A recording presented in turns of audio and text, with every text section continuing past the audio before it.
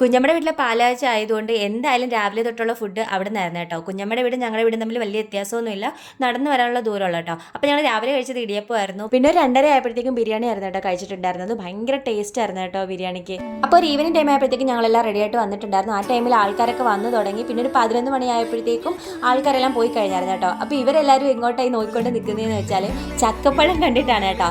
അപ്പം ഞങ്ങളെല്ലാവരും എങ്ങനെ അത് മുറിച്ച് കഴിക്കാമെന്ന പ്ലാനിൽ നിൽക്കുകയാണ് കേട്ടോ. അതുപോലെ തന്നെ എൻ്റെ വീട്ടിൽ നിന്നാണ് കേട്ടോ ചക്ക കൊണ്ടുവന്നത്. വീട്ടിൽ പ്ലാവുണ്ട്, അപ്പോൾ അമ്മയാണ് ചക്ക തന്നു വിട്ടത്.